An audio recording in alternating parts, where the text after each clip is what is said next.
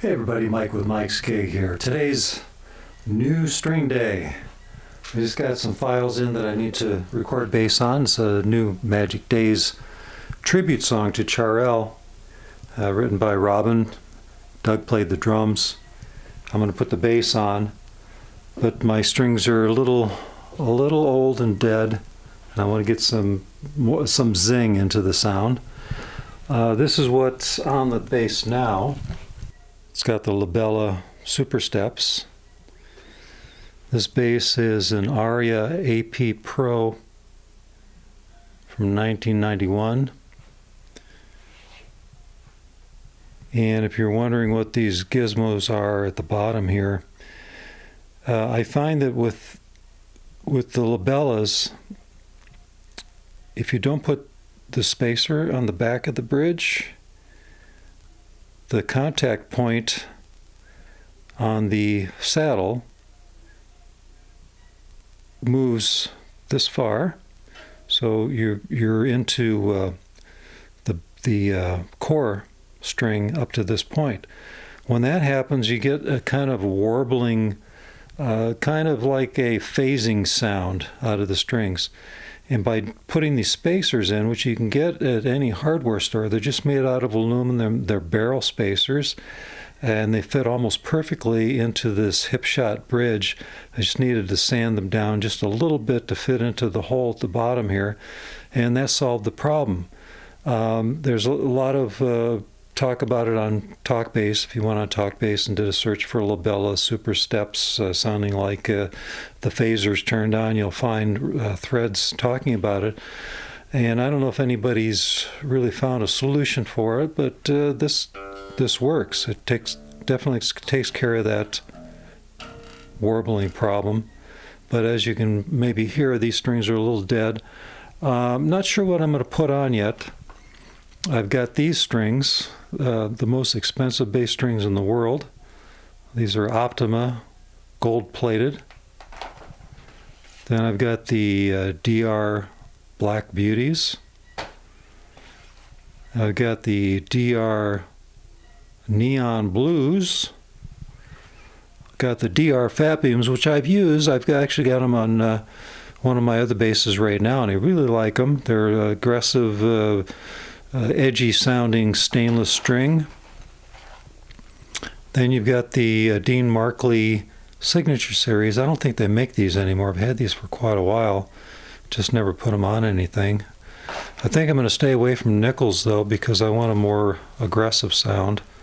These are some Korean strings that I got at NAMM one year, and again, these are nickels, so probably not going to go with these. I'm kind of leaning towards the Black Beauties. I think the Black Beauties on this bass would look really good. The blue neons would be a little fun, but I don't know. I'm kind of up in the air, but let's find out. I'm just going to tear into this, take it apart. If you want to know something else about this bass, well, let me tell you about it now. I've replaced the bridge with a hip shot, and the reason for that is the original bridge is made out of steel. It's a piezo bridge. The piezo electronics were not working, and the issue with that bridge is with normal strings, not the exposed core strings, but with standard bass strings, could not get the action low enough. And that was the main reason to switch to the hip shot. With the Labella Super Steps, you have to have the bridge almost all the way up to get it high enough. But with standard strings, it works perfectly. I've changed the preamp out to a EMG. The pickups are a Nordstrand design.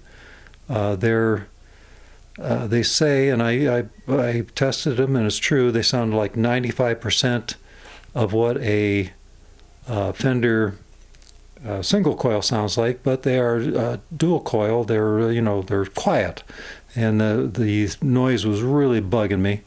This bass has stainless steel frets. If you ever get a bass with stainless steel frets, you'll really enjoy it. All basses should have stainless steel frets. I've played this since the mid-90s, and really there's hardly any fret wear at all. One of the problems with this bass, I love the sound, I love the feel and so forth, is that because the neck is so shallow, it's got an incredibly shallow neck, it's really susceptible to changes in weather. So I leave the truss rod cover off because I have to adjust it often. But that's the nature of the beast. It's a beautiful piece of maple on the top, ebony board, string through, walnut on the back. Beautiful craftsmanship all the way around. All right, I'm going to get into this now, change those strings out. I'll do a little bit of before and after playing here so you can hear what it sounds like.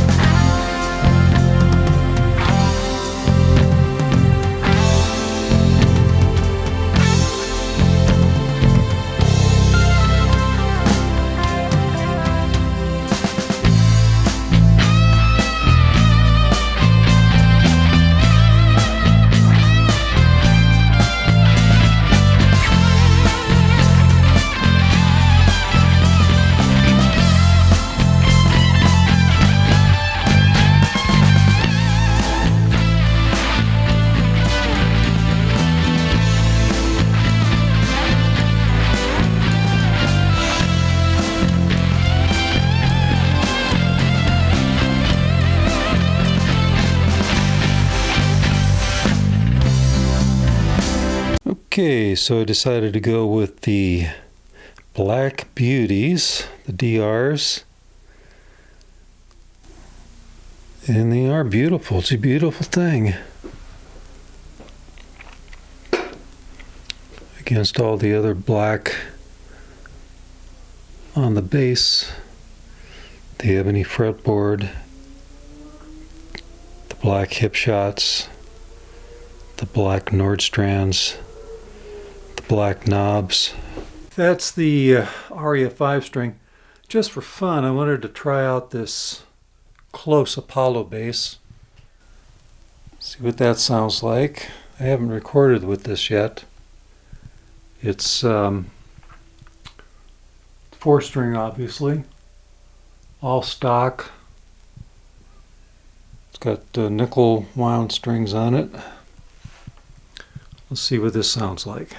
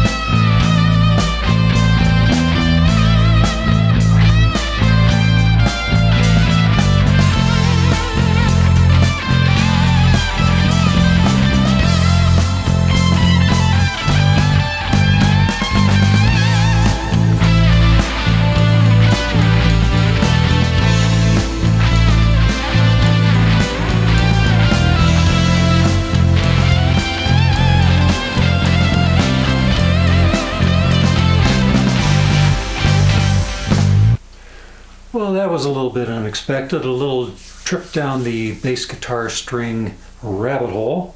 Started off just wanting to show what the difference was between Black Beauties and the Super Steps, because I hadn't used the Black Beauties before. I wanted to try them on a recording, see what they sounded like. So I started off with the Super Steps, which are $48. And then I put on the Black Beauties, which are $27. And between the two, I still like the Super Steps better. They have a better growl to them, a better punch.